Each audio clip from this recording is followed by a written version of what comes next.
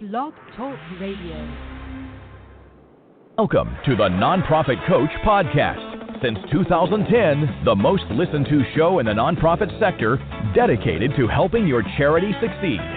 It's no secret that combining online and offline techniques is the key to fundraising success, and practical nonprofit management advice is what you need. The Nonprofit Coach Podcast with Ted Hart is the perfect landing point to learn from experts around the world who provide advice you can use. Ted Hart is, without a doubt, one of the foremost nonprofit thought leaders. Also a successful author, his books range from successful online fundraising to expert nonprofit management. Guests on the Nonprofit Podcast are leaders in their field who share their insider tips and trade secrets in a conversational style both the experienced and novice will benefit from. Ted and his guests help you and your organization move to greater levels of efficiency and fundraising success. Ted lectures around the world, but now he's here for you. After the show, you can find all of our podcasts at tedhart.com, on iTunes, and now just say, Alexa, play Nonprofit Coach on TuneIn. Now, welcome the host of the Nonprofit Coach Podcast, Ted Hart. And welcome here back to the Nonprofit Coach. Thank you so much for joining us today. As the announcer said, you can find us over on Alexa now by saying tune in. Alexa, please play Nonprofit Coach on TuneIn. Today we're also live casting over at Facebook, facebook.com/Ted Hart. And as always here on the Nonprofit Coach, we start with Page 1 News. You've been listening to the Nonprofit Coach Podcast with Ted Hart. Tell all your friends to check out our... Hold on. Let's make sure that I get this put in place here. So that's the way to start. Thank you.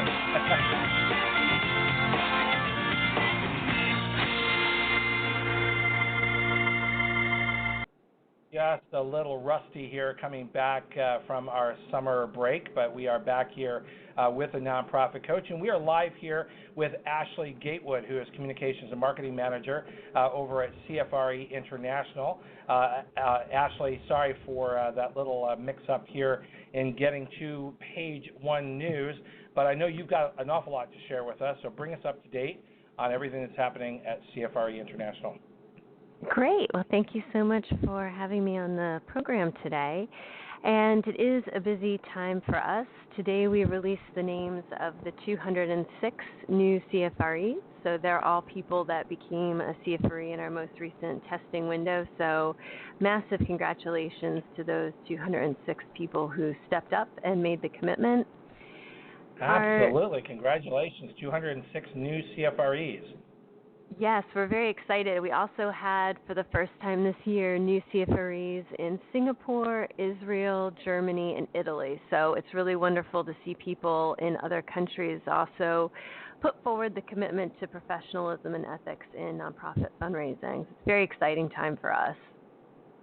That's terrific. That's terrific.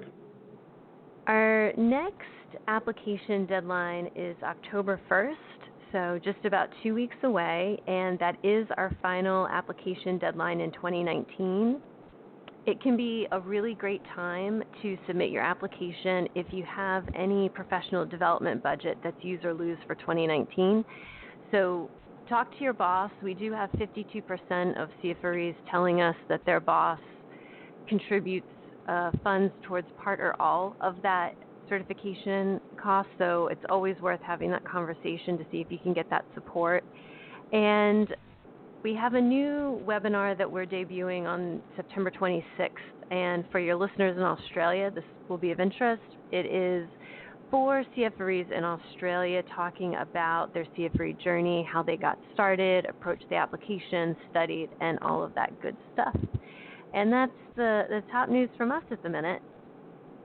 That's terrific. Well, it's a new webinar, the last deadline for the year. So, as you said, now is the time to get your applications together, but also potentially to get your budget covered maybe by your boss before year's end. So, good timing for everyone.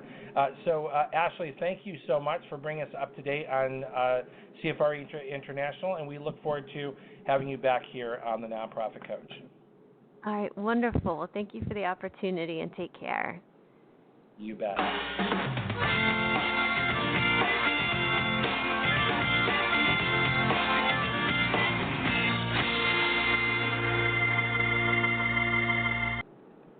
And of course, we have posted over at facebook.com/Ted Hart, the CFRE International website. And now I want to draw your attention to the link to the Nonprofit Coach chat room and group, the discussion group that we host over on LinkedIn.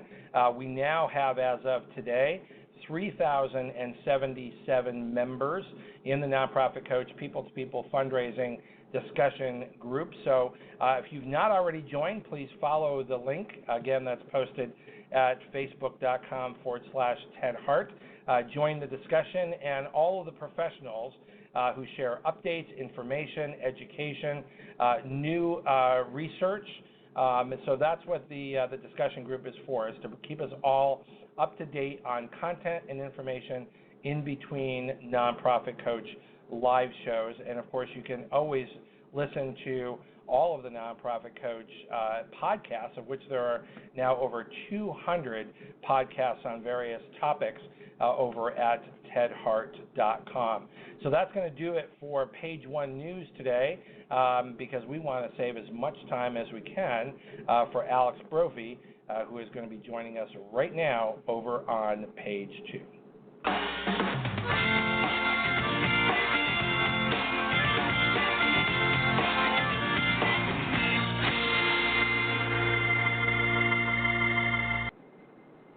Now, Alex Brovey is not new here to the Nonprofit Coach. She has been with us twice before for important books that she has written about success in fundraising.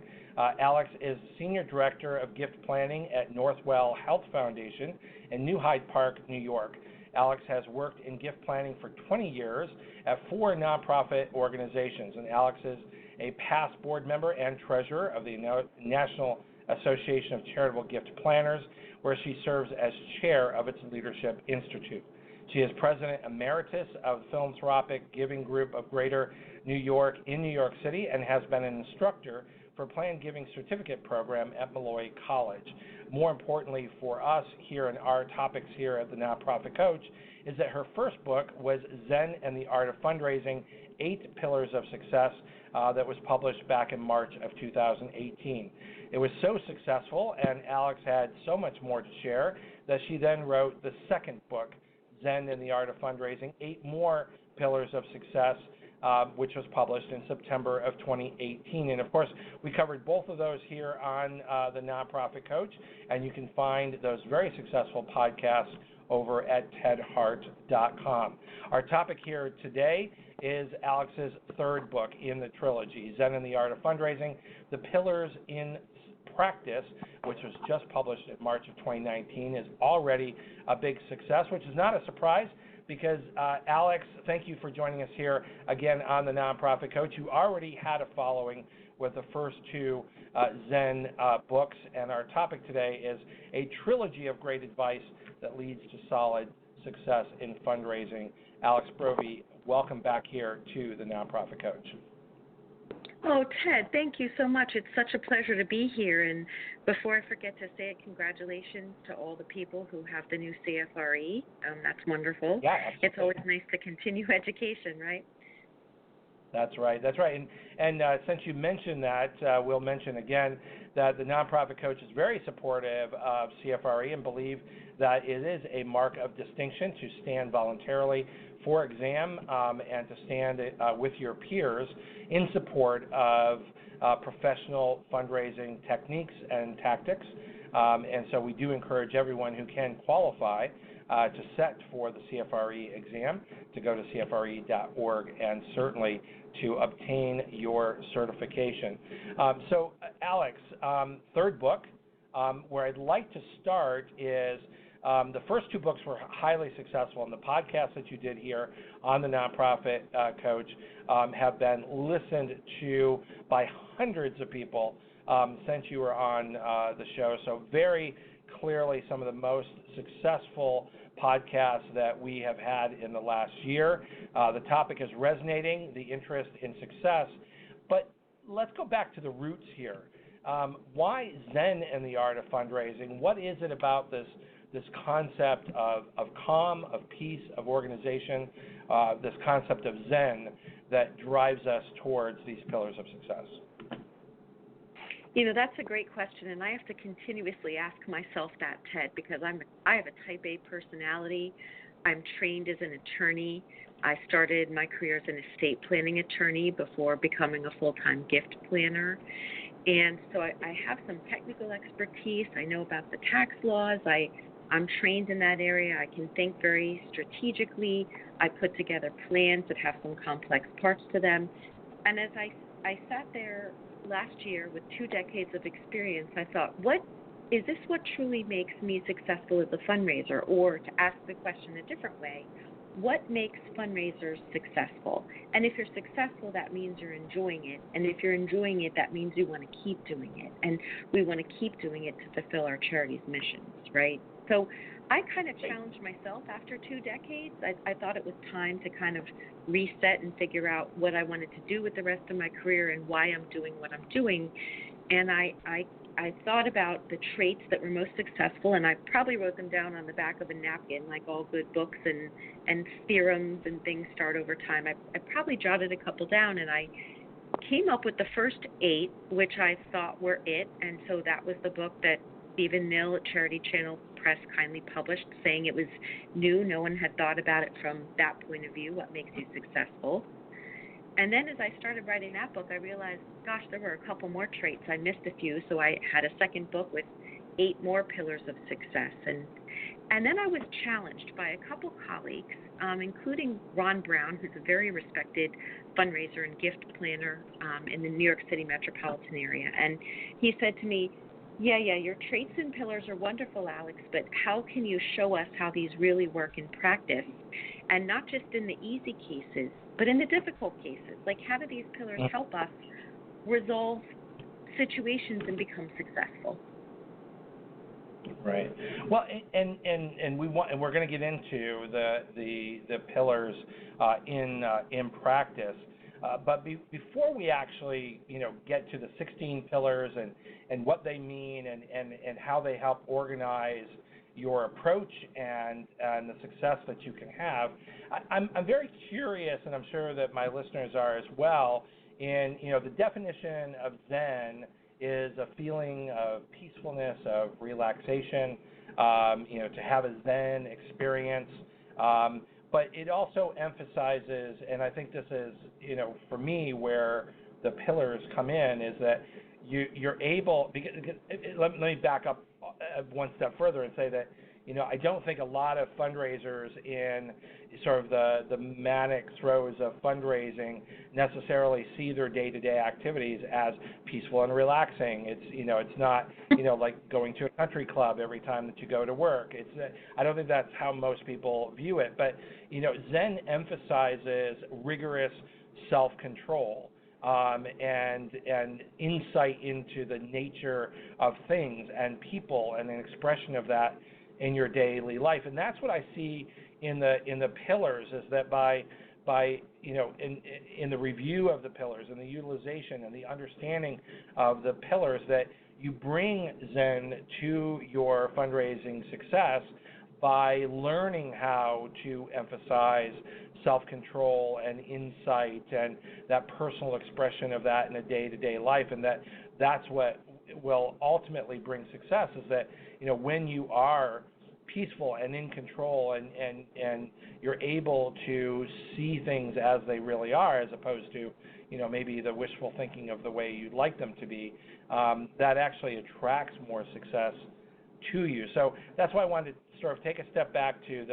the origins and genesis of, before there were pillars, there was the Zen of fundraising, and I wanted to explore that before we get into, so the Zen and the art of fundraising that then gets sort of accentuated in the 16 pillars. Can we go there in terms of why? Because you could have named it anything, but why this notion of Zen in accentuating these 16 pillars?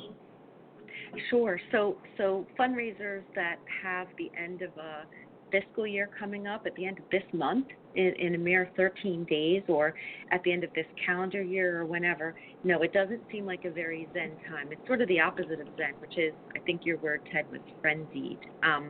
What I wanted to bring, I mean, I studied the martial arts. I studied Shotokan karate. I learned and taught myself how to meditate, and I realized that amidst all the chaos, we need to find our zone. Someone said to me, so by Zen, do you mean finding your zone?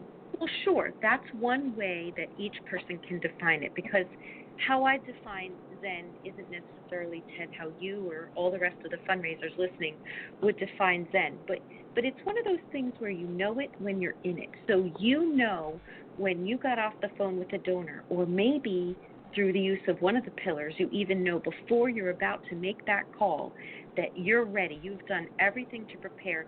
You've taken care of everything you need to do on your end, and you're prepared to turn on all of those traits that make you successful. At that moment, when you take a couple deep breaths and you're ready to take an action or do something, that's when you're in a Zen moment. And you can bring that quiet and focus and peace no matter what's going on around you, and no matter what your goals are and how far you are along. No matter what, you can get yourself to that point. And I think it's kind of a reset point, if you want to think of it that way. Well, I think it's important to learn those skills, because, you know, if you're anxious and you're nervous in front of a donor or in your action with a donor, they're going to pick up on that, and that's not going to make them confident and comfortable in their interaction with you. So these really are sort of, you know, where it all begins, is learning these skills. But let's go to your approach to this. I think we all can agree that it's important to get there, but how do you get there? And can you, sort of succinctly review the 16 pillars for us that's incorporated in the first two books? Because what we really do want to spend time on today is, you know, some of these real life in practice ways that we can help those folks that are, you know, maybe they have, an October fiscal year end, maybe they have a December fiscal year end, maybe they're already planning for their new fiscal year, and each of those moments, no matter what the time frame is, there's a time frame, and time deadlines can make people frantic. Oh, absolutely, and I'm not exempt from that, and I don't think anyone in the fundraising world is. As a matter of fact, you know, although we tell ourselves year after year we're not going to get frenzied and upset and worried, and we're going to start things earlier in the year, and we all try to do this, and we actually do it, but we still end up getting to that point where you have to kind of take 3 deep breaths, and I'm gonna skip over that today, but that's a skill we talked about in the first 2 podcasts and that I've outlined in all 3 of my books, and you just need to put yourself in the moment, and that's really where I started with the very first pillar that I described is being in the moment. And being in the moment means that you're putting yourself right there with your, let's say, your donor, who you spend very little actual time with, because we spend a lot of time strategizing and thinking and writing letters, but you need to be in the moment right there, free of distractions, when you're focusing on your donors or working with a new prospect. And so that really became pillar number 1. And I've had people joke that they can't even get to the other 15 pillars because they're still working on that one. And that's very important. That kind of resets the stage. Mm-hmm. So pillar number 1, you can't move beyond until you are able to focus there. Exactly. So if you think about it, although the pillars aren't necessarily in any particular order of importance, unless you're in the moment, the rest of the pillars aren't going to be as effective. So pillar number 2 is listening. If you're there with a donor and you're really not in the moment, and you're thinking about what you're making for dinner, or what's going on with your kids or your parents or your boyfriend or your spouse, or what's happening in the world today, or what's going on Facebook, because you noticed your little app has a little number next to it of things you have to catch up with. If you're doing all that, you're not really listening. And listening, as we know, is the key to good communication. And communication is the key to building good relationships. And fundraising is about relationships. It's not about a transaction or a gift. It's more about a relationship. So pillar number 2 is listening. Mm-hmm. So, but there's lots of different kinds of listening. There's active listening. But I think a lot of people listen just to think of what they're going to say next, which means that they're not actually fully listening. So how do you recommend that, or do you have any tips on how to remember to slow down, find that piece, and actually listen to what's being said? What's the payoff to actually listening and not just waiting for the next free space for you to say what you came to say? Right. It's a matter of putting the person you're speaking with, putting their agenda first. And it's maybe repeating back what the person said to you. So you just said, there are different types of listening, and how do I know which one is going to put me in the moment so I'm really focusing? When you're with a donor in person, which seems to be kind of less and less these days because we have so many other ways to interact, we give the donor our attention. We give the donor our eye contact. We might say, that's an interesting story you just told, and it reminds me of another story. So you want to make sure that they know that you're with them and that you're not distracted. I always say that these pillars are something that you should be able to look in the mirror and see yourself throwing this pillar off to your donor, or put yourself in your donor's shoes and look at this fundraiser. Is this fundraiser listening to me? As a donor, I'm going to know if the fundraiser's listening to me because we're in the moment together and we're on the same topic, and my fundraiser doesn't keep changing the topic or saying, yeah, that's nice, but let's get talking about the gift I came to ask you about. But let's get back to me. Let's get back to me and what I want to talk about. Right. It's putting the donor's agenda first. That's exactly right. That's right. Okay. So number 3. Number 3 is compassion, particularly those in the healthcare field. I think we need a lot of compassion with what we do and the stories we hear. Donors have reasons why they want to support our mission. Some of those reasons are fantastic. I got a scholarship fund, so now I want to set a scholarship fund up. So I call the charity where I want to do that. Maybe it's my alma mater, and I do that. That's all good news. Maybe, though, that the donor's spouse had a heart attack and needed some help and support, and now the donor's calling because it was a bad thing that first prompted, but now they want to do something good with it. The end result was good, or maybe not. Maybe the end result wasn't as good as they think it could be. So it's being able to show your compassion. And again, part of being compassionate is quieting your mind and showing the person that you're listening to them. So that's pillar number 3, compassion. Actively showing that you're listening.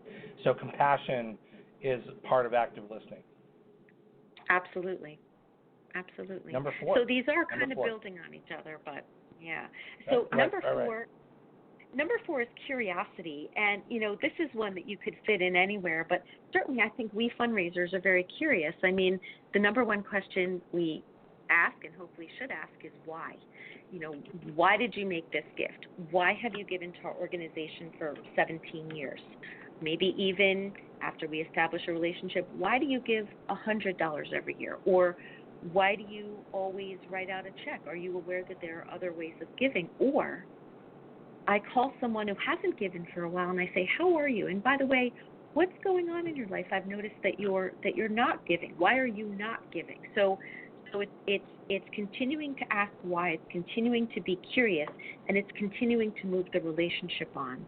And, of course, when you ask the questions, then you need to revert back to that pillar of listening that we already spoke about so that you can incorporate their answers into wherever you want to take the conversation. Mm-hmm. And I think curiosity is also, I think, one of the hallmarks of a good fundraiser is someone who is genuinely interested in people, because everybody has a story and everybody actually would like to tell their story. Some people are more shy than others, but everybody would like to share who they are, but they may not be forceful in doing that. So creating an environment where you're showing true interest and curiosity and what is your story? What brought you to where you are? How would you want to express your philanthropy? Which a lot of fundraisers miss that point because they're looking at their own budgets, and they're looking at their own fiscal years, and they're looking at, I'm sitting in front of a check, I'm looking in front of a wire transfer, and how big can that be, and how quickly can I get it? And those are two very, very different approaches. And I think the curiosity and understanding of the person sitting in front of you and actually learning who they are will ultimately raise more money because they're going to see that as far more genuine. Absolutely, and being genuine is key. And, I think curiosity, if you want to revert back to that first pillar we talked about, being in the moment, curiosity really puts you in the moment, because as soon as you ask a question, you put yourself in the pause mode and you turn on your active listening, and now you want to hear the other person's story. I've noticed in the past maybe 2 years how the importance of storytelling has come up, not only in some fundraisers' actual titles, but in how important it is. What we want to do is we want to have the donors express their support of our missions through their stories. And the only way you're going to get that story out of them is to be curious and to ask them. My listeners know that I serve as president and CEO of CAF American International Donor Advised Funds. And one of the funds that we're currently administering is for a woman who left legacy to support philanthropy in Bulgaria, in a small village outside of Sofia.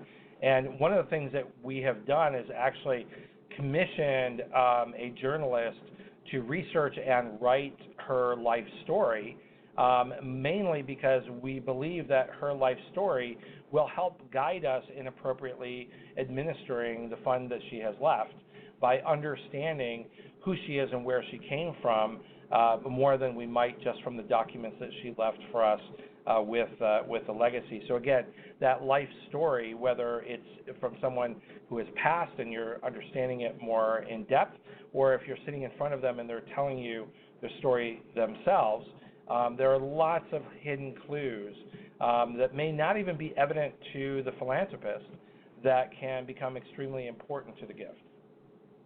Absolutely, and you brought out a really good point, Ted, because curiosity is also something that our donors have about what other donors are doing.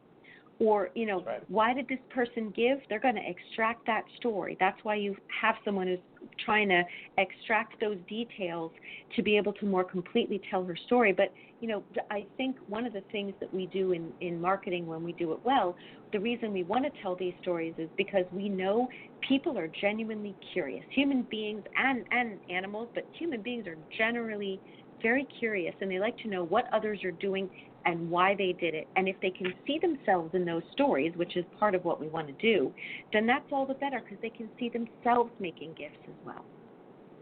Mm-hmm. Number 5 is humility, which I think you've got to have that to really show curiosity in someone else, because if you're so self-centered that it's all about you and your work and what a great fundraiser you are, even what a great organization you represent, you're not, back to number 1, in the moment. You're not listening. You're not showing compassion. So talk to us a little bit more about humility, and why is that number 5? So picture yourself in the role of the donor or the prospect, and your fundraiser comes to visit you, and your fundraiser tells you how much the fundraiser has raised, how important the donor's gift is because it will help the fundraiser with the totals, where the fundraiser went to school, what the fundraiser's kids are doing. And while I know many donors who I sit across want to know this stuff because you're building a relationship, you want to know about the other person, I think right. When I'm in the role of a donor, what I want to see is someone who comes to me and is willing to say, will you help? And those 3 words, will you help, have to come from humble beginnings. And it doesn't mean you don't have pride in your job. I want to make sure I make this point. You can be humble when you're in front of a donor and grateful for what they're going to do, but still have great pride in being a fundraiser. That's right. So patience, again, you say these build on each other. Why might patience be a great quality to bring to the fundraising table? I call it the golden rule of fundraising, and especially for gift planners.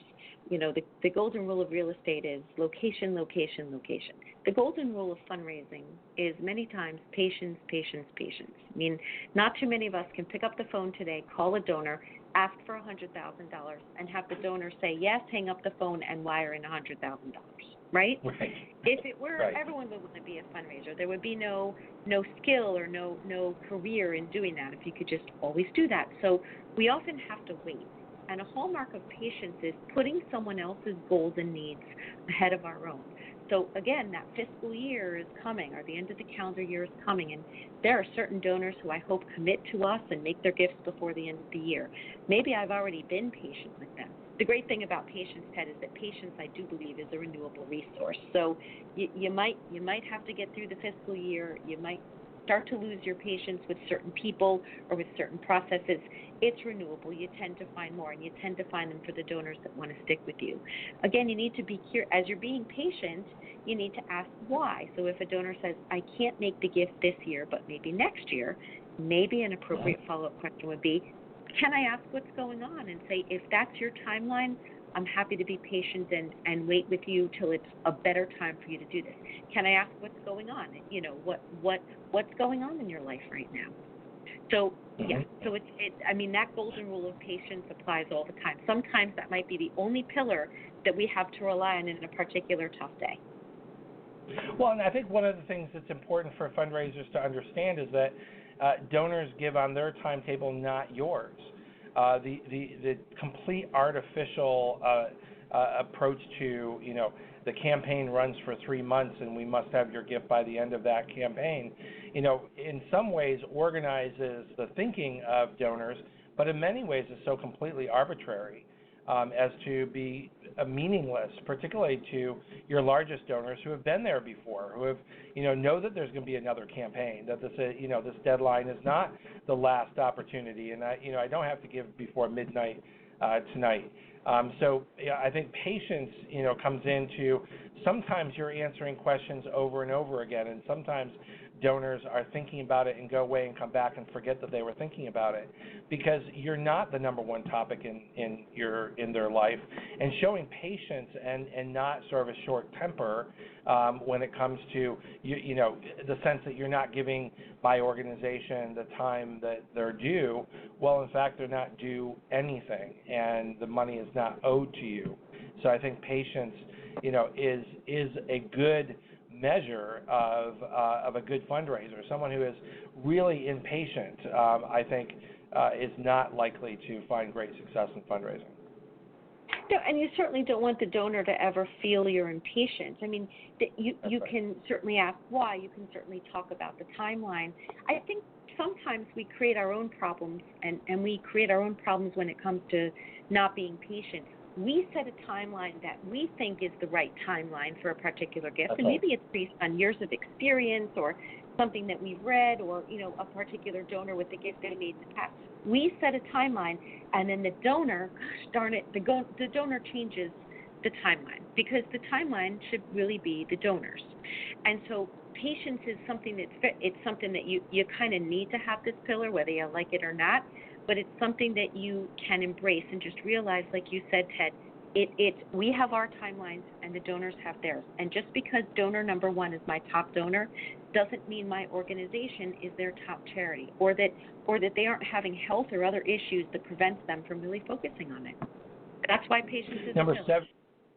Exactly. Number 7 is a sense of humor. Why? So, you know, I've seen over the past 10 or 15 years that a very common item in a job description is a sense of humor.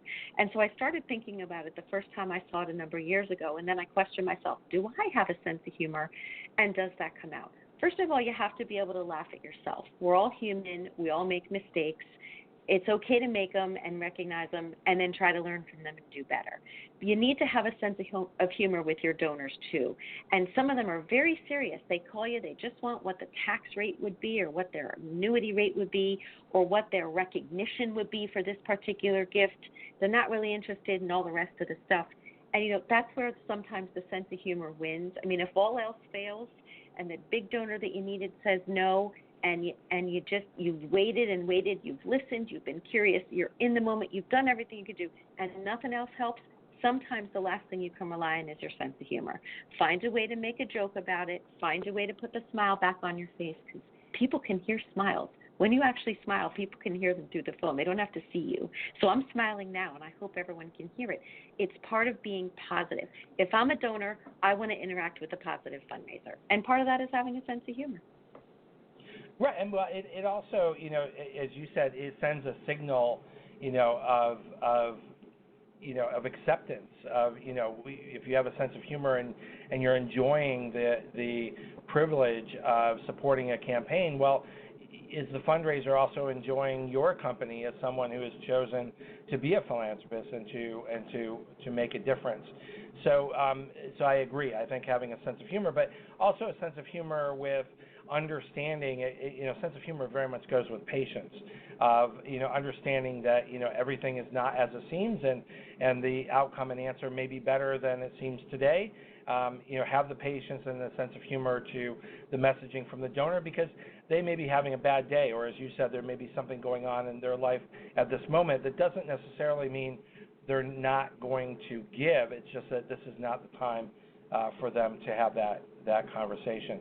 Now, number 8 is being a mentor, and that seems sort of in a very different direction. Or is this mentoring the donor or mentoring colleagues? So or both? It can be any of the above. The way this fits in, although at first glance it does seem that it's a little bit different from the other traits, has to do with the benefits of being a mentor. So most mentors in a mentor-mentee relationship will tell you, in all honesty, looking you straight in the eye, that they feel that they got more out of the relationship than their mentee. The mentor did, even though the mentor was in this relationship in the first place to help someone else. So again, this is one of those traits where if you know something and you can explain it to someone else, let's take a colleague, for example, then the next time you have to face this scenario with a real donor or a prospect, you've just built up your confidence, and it makes you a far better person with prospects and donors because you took the time to help someone else with whatever the issue was. That's how it applies here. Absolutely. We're going to take a very quick break, and when we come back, we're going to quickly review the second book, the second 8 pillars, making up the 16 pillars of Zen and the Art of Fundraising. And then, as promised, which is really the payoff for today's podcast, is those pillars in practice. And we will be right back.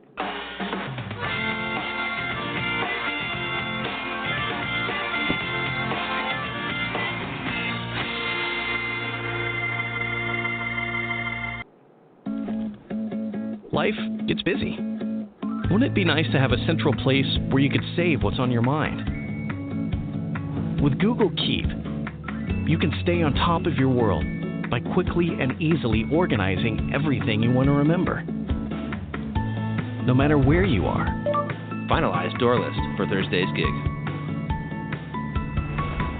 So when you find inspiration, you can file away your ideas. And Google Keep stores them safely across all your devices. And when the time comes, you'll have everything covered. Save what's on your mind. Google Keep.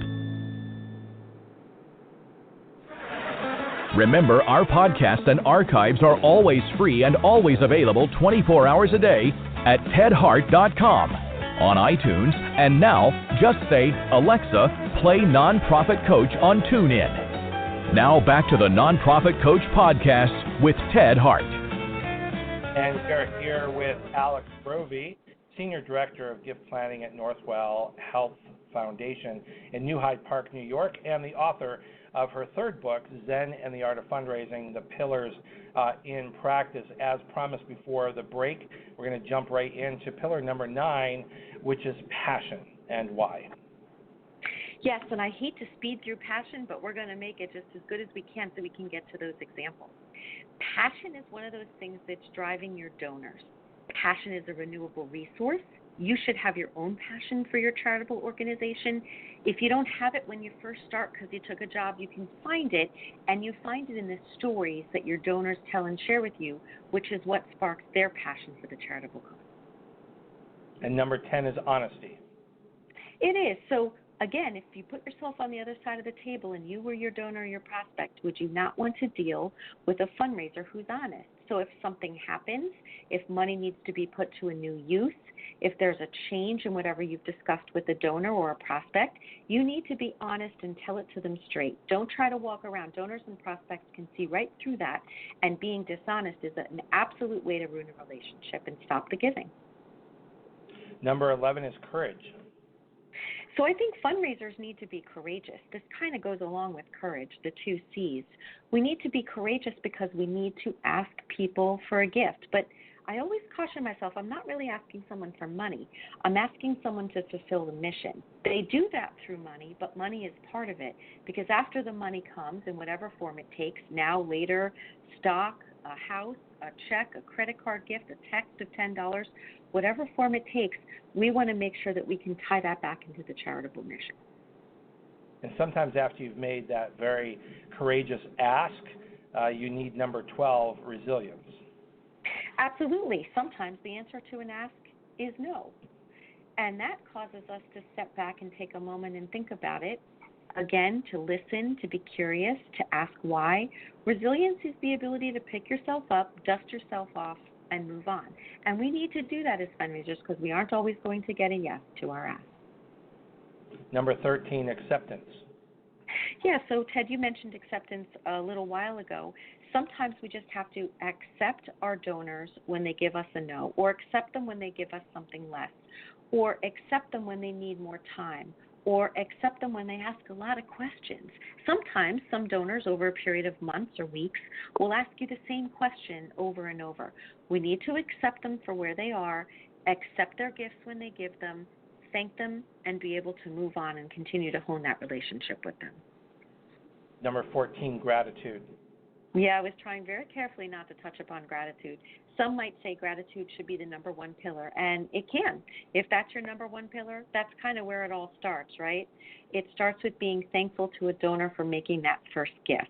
And don't forget to go back with your donors who've been making gifts for years and maybe ask them the question in a wonderful stewardship visit, do you remember why you made your first gift? What touched you about the mission? And then continue to thank them, not just for the first gift, but for all the gifts that they've made and that they will continue to make.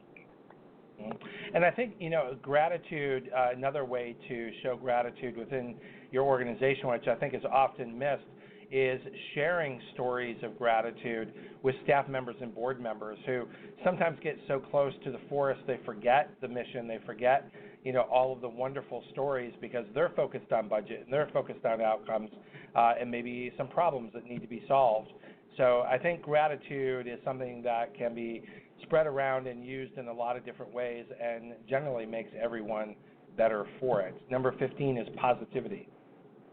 Positivity. So, again, think of yourself sitting across from a fundraiser. Do you want to sit across from someone who's nervous, lacks self-confidence, doesn't seem to be listening to you, doesn't want to accept your answer when you say no because they keep asking you, well, why not? Well, how about a lesser amount? Well, whatever. You want to sit across from a positive, can-do type of fundraiser. Whatever the issue is, if it's a good issue, you've been there with them, the rising tide. If it's an issue where they need help or you need to stand by them while they get over a hurdle, a health issue, something else that happened where they can't make a gift, be that positive person. I mentioned smiling earlier. Studies have shown that just putting a smile on your face, just the being able to do that physically, does things in your brain with your endorphins and tends to make you a little bit happier. It doesn't mean like a rictus grin. It means a true smile. Be a positive person. Be a positive force at your organization. And boy, something that definitely ties us right back to that concept of Zen is number 16, intuition. Yep, so we started with being in the moment, and we ended with intuition. And again, they're not in any particular order necessarily, but intuition is sometimes that little voice or that part in your brain that's telling you to do something or not to do something. And if it ever comes in very strong, you need to listen to it. The best example I can give, and it's not just in my own case, I've heard this, I've spoken at a couple places around the country, and inevitably someone in the audience raises their hand and says, I had a really strong feeling I should pick up the phone and call so-and-so, and I did, and guess what happened? And then they proceed to tell a story about how something happened with the person and the call came at the right time. So you need to follow your intuition. It also works when you feel like you're being forced to do, you need to do this, you need to do this, you need to do this, and your brain is telling you, no, it's absolutely not the right time. Listen to your brain, try to figure out what it's telling you, and then try to move on accordingly. So now, as we promised, we've reviewed all 16 pillars, and I want to remind our listeners some of the things that we shared in the first 2 podcasts that, again, are available at tedhart.com, is that you can buy either book or both books. You can pick up the pillars and try to, implement all 16 or just 8, or you can pick up one at a time. They are refreshing to remind you of all of the various things that can help organize your success in fundraising and bring that sense of order and peace to the work that you're doing. But now Alex has promised, because she's written this 3rd book, to give us some very concrete examples of how you can put these pillars in practice. And so when you do that, Alex, you're not saying all 16 at the same time, but that there are combinations of these pillars that at any given time or different times, either in the year or in the relationship with the donor, can really help organize you and bring you towards a greater level of success. So bring us where you would like to go in terms of putting these pillars into practice. Sure. So what I did is, and I've included stories on each of these pillars independently in the first 2 books. In the 3rd book, I actually have stories that I try to pick real life stories that have happened to me. I might have changed names or facts a little bit, and then I tried to really apply these pillars to see how could I successfully navigate these situations. So the first scenario, and I picked 3 or 4 scenarios depending on time. The first scenario involves the person who I called Nancy, and I posed the question at the beginning of it, is a donor's good news always good news for you? And the facts are something like the following. Let's say Nancy has been an annual donor at your organization for 5 years. By the way, she may also be an annual donor at other organizations. We recognize that as fundraisers, our donors give in a variety of places. You're planning to meet with her to discuss the use of her gifts over the years, and let's say you're in a campaign. So you want to talk to her about the campaign. You want to have the initial conversation. And you decide, because your metrics require you to ask for a certain number of gifts of a certain number of people, that Nancy's been a donor, you're in a campaign, you're going to write up a solicitation based on what she's given or what you think she can give, research, you've done your due diligence and all of that. So you bring a proposal. She agrees to meet with you. You meet at a restaurant. You walk in, she's there. You have a nice greeting, you have small talk, and you place your order. And then you take a deep breath because you're resetting and putting yourself in the moment, and you're ready to kind of turn the conversation at this point to potentially asking Nancy for another gift. And Nancy smiles and says to you, by the way, I have some great news to share with you, and that's why I agreed to meet with you today. I visited with my attorney, and I put your organization in my will. Now, let's pause there. For some people, like people who are gift planners, people who are required to ask for gifts and wills, and people who appreciate the fact that some of our donors put us in their wills, we're really happy about this news. This is really good news. Nancy's right. It's great news. However, another part of me is the fundraiser sitting there with a solicitation in my hand, ready to ask Nancy to do something, and I might be thinking, oh, no, she's going to give us money later, and now she's not going to give me anything now, and now I'm not going to make my goals, and how could Nancy do this to me? Which is a very self-centered, self-focused approach and gets us far away from those pillars that make us successful fundraisers. So, we know there's a couple obvious pillars here, Ted, right? Gratitude. Gratitude's the first one. Nancy just shared with you that she made a gift, and for those who aren't aware, gifts and wills are multiples on average of gifts of what people can give during their lifetime. This might be a very big gift, and without even getting into asking her yet how big the gift is, just turn to her and say, thank you. Or the terms of the gift, right? Right. I mean, we'd like to eventually know all that stuff, and if we do have a good relationship with her, we should feel comfortable starting to ask her some of those questions. Doesn't even have to be today during the meal, but you can say to her, Nancy, that's great. And then the pillar of curiosity. What made you decide to do that? You know, why did you make this gift? This is fantastic. And then the pillar of listening comes in. Listen to why she did it. She's not alone in putting your organization in your will. There's probably tons of other people out there who've done the same thing.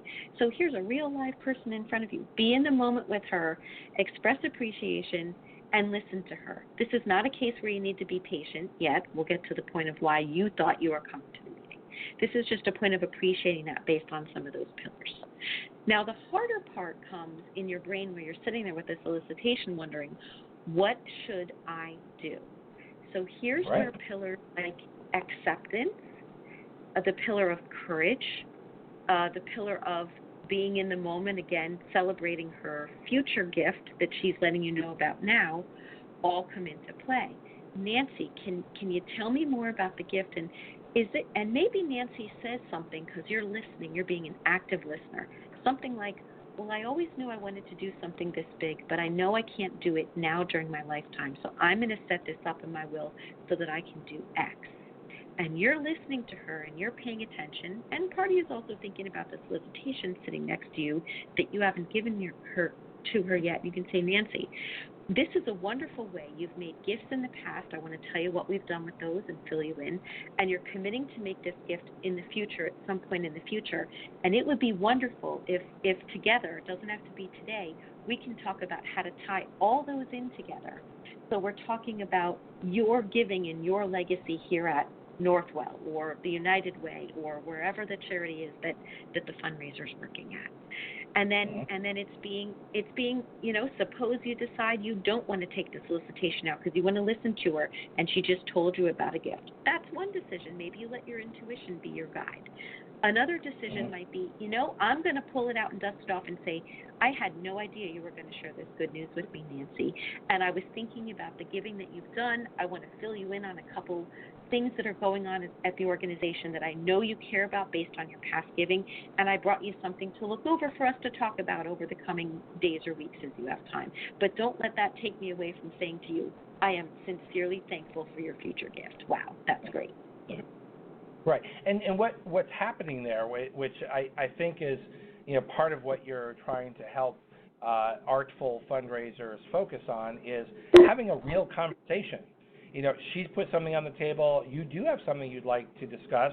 You decide to do that or not using your intuition, but also active listening to see if there is an opportunity to have a dialogue here after you've properly thanked her and shown your gratitude for what she has just said and is obviously foremost in her mind. I mean, she took the act of actually working with her attorney to make sure that you were evidenced in her will. So all of that, I think, really points to learning how to have a conversation, structuring an appropriate conversation so that it's a two-way conversation and not just transactional. I want this, you give me that, I say thank you.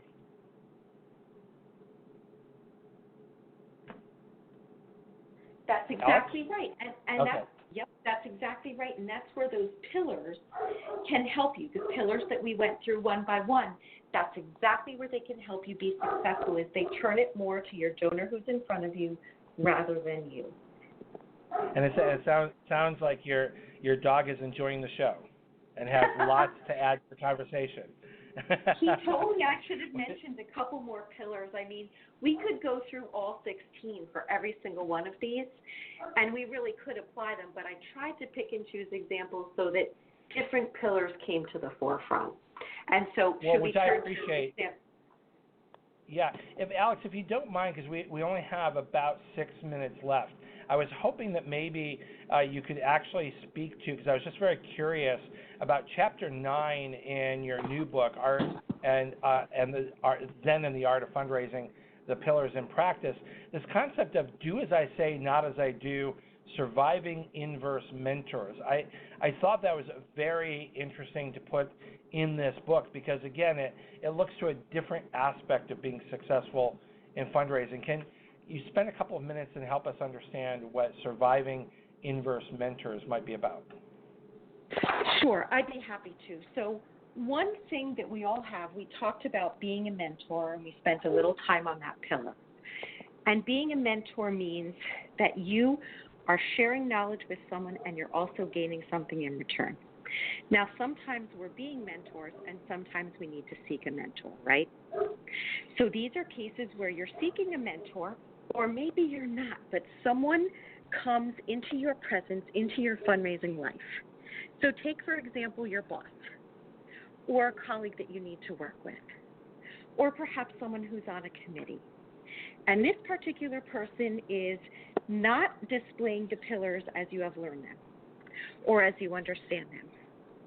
And so you're watching this person and you're thinking, these are not traits or skills that I believe would make me successful as a fundraiser. I have named that an inverse mentor. Because and actually, they're not in Alex Brovey's book. They're not in Alex Brovey's book, then they're not going to point to success in fundraising. Well, hopefully not, but you need to recognize that they're out there.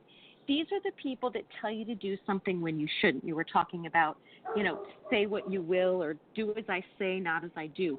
These are people that tell you to do something that your intuition and your heart tells you is not the right thing to do. Maybe you need to call someone the fourth time when you know it's really not the right thing to do that. Or maybe you're being told not to do something when you have a really strong sense that you should do it. You need to watch or pressure to do something unethical, which is something that a lot of fundraisers will face. Is someone who wants to make something that is meant to look philanthropic is maybe not philanthropic, or their boss is pressuring them to accept a gift which perhaps is not in the best interest of the donor. So there's lots of ways that you might get pressured by somebody who is, purporting themselves to be an expert in fundraising, even may say, well, we've done this many times, but you're the professional who is in charge of this, creating that fundraising success, and understanding that mentor may not be the person who's going to guide you best. Right, and it doesn't mean that you can't learn from them and that you can't recognize that they're there. Like I said, we can refrain from talking about unethical cases or bad situations, or people can just take that advice to, we'll just stay away from them. Sometimes we can't, so we need to learn from them. And most of the time, this doesn't come from our donors or prospects. It comes from within our organization. And so that's where these pillars can also help you with success, is not just when you're in your engagement with donors and prospects, but in your professional practice with the people that you have to work with advisors you have to work with an attorney who might ask you, which they shouldn't, it's malpractice, but they ask you to backdate a document. All of these things can happen, and these are where you can rely on your pillars.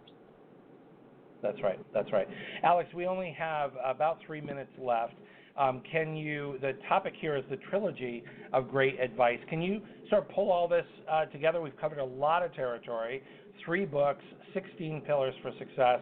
Can you wrap this together for us and summarize a trilogy of great advice that leads to solid success in fundraising? Sure, I would be happy to. I was trying to figure out, what do all these pillars really demonstrate? Of course, they each have their own usefulness and their own definition and their own application. You can divide them out and go through them each, as I've done in the first 2 books. But what all the pillars together add up to is that they show that you respect the donor and that you respect yourself, and that you are proud and respectful as a fundraiser. The pillars also don't only apply in your fundraising world. They apply when you're in a traffic jam, when you're at the grocery store, when you're a parent, when you're in a relationship. They apply in a lot of areas. So the pillars are something that help you not only be successful as a fundraiser, but successful in life. The only other point I would reiterate, because I touched upon it earlier, is the concept of a mirror. Always look at yourself in the mirror and think, am I being the best person or the best fundraiser that I could be? Am I showing the donor my true side? Am I genuine and honest? And again, it comes down to showing a donor respect. I think a lot that has been lost in this world, and a lot of what's wrong, has to do with the lack of respect. And it starts with yourself. So if you put these pillars into practice and see where you fall on them, I included a chart in book 3 where you can kind of go through and figure out, I got this, or I'm working on it, or boy, that I got to put on my to-do list and kind of hone that one a little bit better. If you give yourself an A+ on all of these pillars, then you, by definition, you're going to be a successful fundraiser and you're going to be successful in your life. Alex Brovey, Senior Director, Gift Planning at Northwell Health Foundation and author of the Trilogy, Zen and the Art of Fundraising. Please share with our listeners how they can reach you. Sure. So I'm available on LinkedIn at Alexandra Brovey. I have a site on Facebook called Zen Pillars. I'm available in my professional capacity at Northwell Health on the website. And I have a website and an AOL address, alexbrove@aol.com. I welcome any comments or feedback. Terrific. Thank you for being our guest here today on The Nonprofit Coach. Thanks so much. You've been listening to the Nonprofit Coach podcast with Ted Hart. Tell all your friends to check out our production schedule and download our iPod and iPad-friendly podcast at tedhart.com. Thanks for listening to the Nonprofit Coach.